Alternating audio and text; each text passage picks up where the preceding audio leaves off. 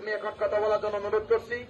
আমাদের আন্দোলন অন্যতম সংগঠন পাড়াই নাই, যেহেতু সেখানে কয়লা বিদ্যুৎ কেন্দ্র তৈরি হয়েছে, আপনার দিবে আপনি কান্না না করে থাকবেন। এগুলো আমি সরজমিনে গিয়ে দেখে অনুরোধ করছি।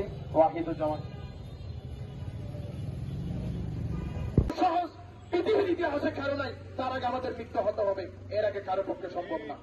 তাই না সরকার আপনার হেডাম থাকে, আপনার টাকা দিয়ে মুশকিলিতে উন্নয়ন করেন, বিদেশ থেকে ফান্ড এনে যেহেতু করতেছে, নিঃসন্দেহে একটা কর্তৃপক্ষ দরকার।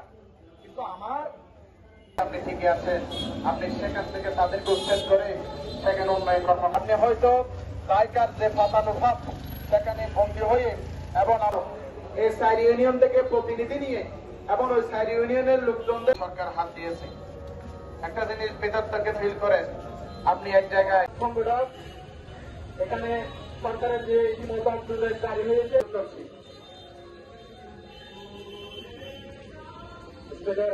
মানুষের মধ্যে আমি সমন্বিত ভাবে এটা করাবো।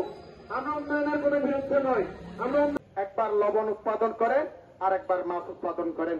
যে জমি আগে ছিল যাদের থেকে কেড়ে নিয়েছে, কেন্দ্রে চাকরি দিব বলে অনেক আউলা জলা কথাবার্তা বলেছিল, কয়জনকে চাকরি দিচ্ছে। আমার জন্মের প্রত্যেকে যে সামাজিকীকরণের মধ্য দিয়ে যেখানে আমি বেড়ে উঠেছি, যে সম্প্রীতি বিদ্যুৎ কেন্দ্র থেকে সরে এসেছে, আর সেখানে বাংলাদেশ কি করেছে, নিজেদের তো আর ক্যাপাসিটি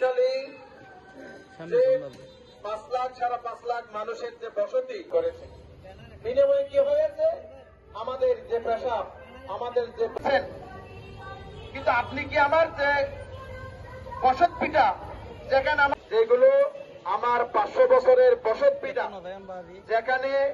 ধন্যবাদ সবাইকে।